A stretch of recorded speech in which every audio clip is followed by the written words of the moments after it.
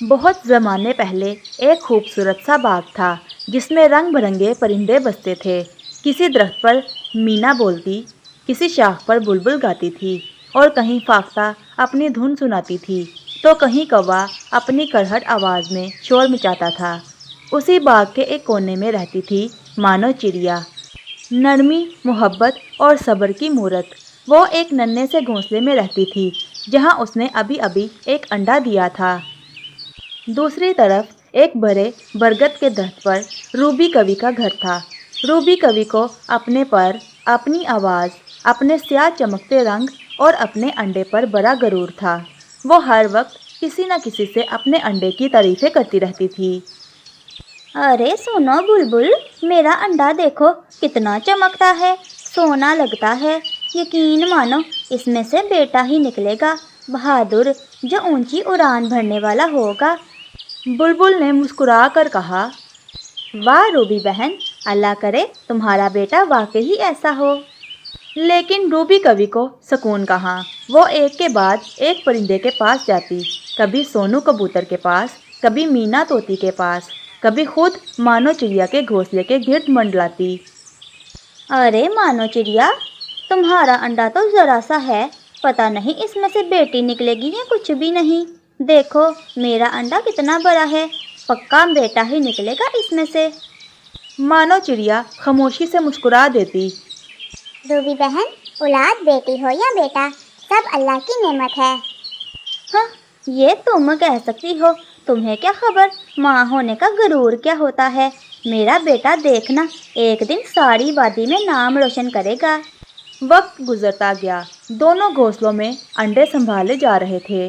مانو چڑیا ہر صبح اپنے انڈے کو ہلکے سے چھو کر بولتی، میرے پیارے بچے، تم جلدی سے آ جانا، ماما تمہیں دیکھنے کو ترس گئی ہیں۔ اور روبی کوی اپنے انڈے کے گرد اتراتی رہتی۔ بس اب دنوں کی بات ہے، میرا شیر آ رہا ہے۔ لیکن روبی کوی کے دل میں غرور کا بوجھ بڑھتا جا رہا تھا۔ وہ کبھی چڑیا کو چڑھاتی، کبھی مینا طوطی کو چپ کراتی، کبھی بلبل سے بحث چھیڑ دیتی۔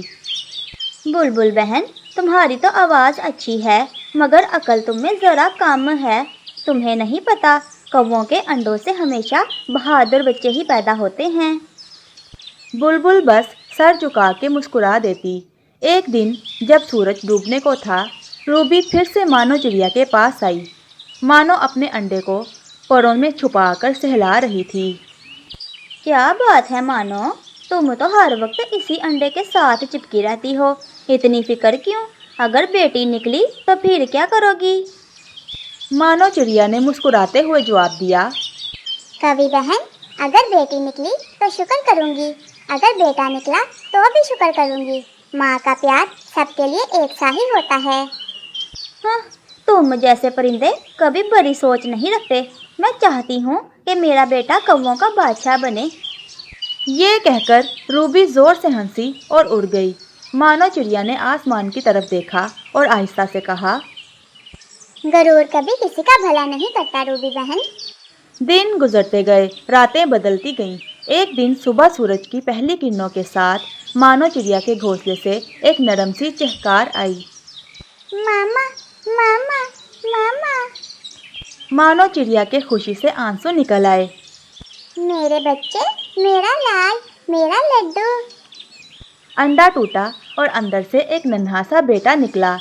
مانو نے اپنے پروں میں اسے چھپا لیا۔ میرا پیارا بیٹا، میرا سورج۔ دوسرے درخت پر روبی بھی صبح سے بیٹھی انتظار کر رہی تھی۔ اچانک اس کے انڈے سے بھی ٹک ٹک کی آواز آنے لگی۔ وہ خوشی سے اچھل پڑی۔ ہاں، آخرکار میرا بیٹا آ رہا ہے۔ لیکن جب انڈا ٹوٹا تو اندر سے ایک ننھی سی بیٹی کوی نکلی۔ ماما، ماما۔ بیٹی کوی نے نرم آواز میں ماں کو پکارا۔ روبی کا چہرہ اتر گیا۔ اوہو، یہ کیا؟ بیٹی؟ نہیں نہیں، مجھے بیٹا چاہیے تھا۔ ننھی چٹکی کوی ماں کے قریب آنے لگی مگر روبی نے رخ موڑ لیا۔ دور رہو، مجھے مت چھوؤ، تم نے میرا خواب توڑ دیا۔ چٹکی کوی رو رہی تھی۔ وہ اپنی ماں کے پروں کے نیچے پناہ ڈھونڈنا چاہتی تھی मगर रूबी ने उसे दूर धकेल दिया।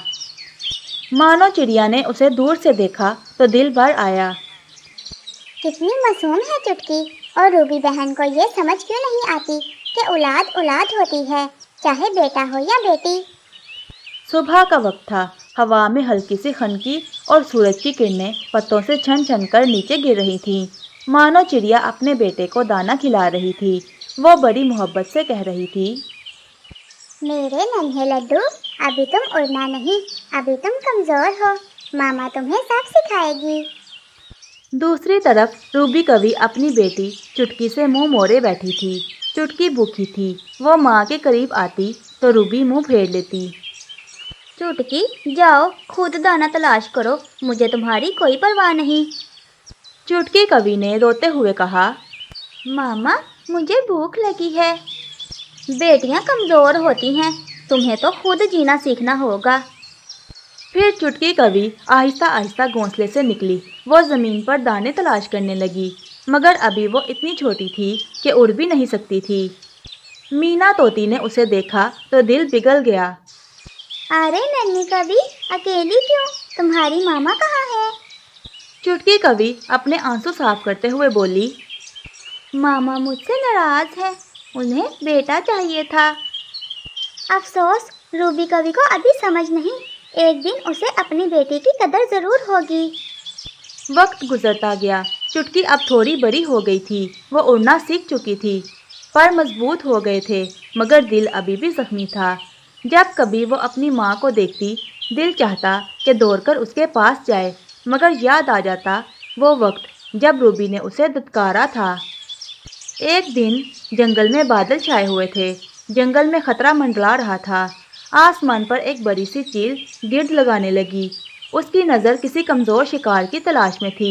बुलबुल, मीना, फाख्ता सब अपने अपने घोंसलों में दब गए।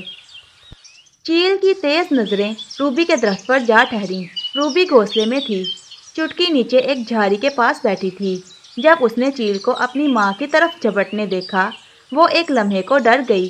दिल में खौफ था, मगर मोहब्बत का जज्बा और माँ की याद सब पर बारी थी। नहीं, मैं अपनी मामा को मरने नहीं दूंगी। ये कहकर चुटकी आसमान की तरफ उड़ी, तेज़, निडर और अज़्म से भरी।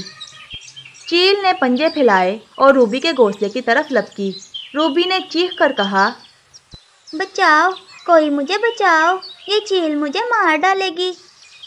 चुटकी कवि ने हिम्मत करके हवा में गोता लगाया। पूरी ताकत से चील के परों पर चोंच मारी। चील ने चीख कर रुख मोड़ा। रूबी हैरान रह गई। ये तो मेरी बेटी है। चुटकी कवि ने बार बार चील पर हमला किया। चील को यकीन ही नहीं आ रहा था कि इतनी नन्ही सी कवि इतनी बहादुर हो सकती है। आखिरकार चील ने तंग आकर ऊंची उड़ान भरी और जंगल से निकल गई। रूबी कवि कांप रही थी। चुटकी थकी हुई मगर मुस्कुरा रही थी। मामा, आप ठीक तो हैं? ये देखकर रूबी कवि की आंखों में आंसू आ जाते हैं। वो आहिस्ता आहिस्ता चुटकी के करीब आई, उसे अपने परों में भर लिया। चुटकी, मेरी बेटी, मैं शर्मिंदा हूँ। मैंने तुम्हें पहचाना ही नहीं। मैंने तुम्हें ठुकरा दिया, तुम्हें तकलीफ दी, और आज तुमने मेरी जान बचाई। मुझे माफ़ कर दो मेरी बेटी। चुटकी कवि बोली, मामा, मैं नाराज़ नहीं थी, मैं बस चाहती थी कि आप मुझसे प्यार करें। नहीं बेटी, आज से नहीं, हमेशा के लिए तुम मेरी फ़ख्र हो। बेटा हो या बेटी, सब एक जैसे ही होते हैं। मानो चिड़िया ये सब देखकर वहाँ आई और बोली, रूबी बहन, देखा, अल्लाह ने तुम्हें दिखा दिया कि औलाद की कदर क्या होती है। बेटी भी माँ का सहारा बन सकती है। रूबी कवि ने शर्मिंदा होकर कहा, हाँ मानो बहन, तुम ठीक कहती थी। मैं गरूर में अंधी थी। तुम्हारा शुक्रिया कि तुमने हमेशा सब्र से बात की, कभी मेरा मजाक नहीं उड़ाया।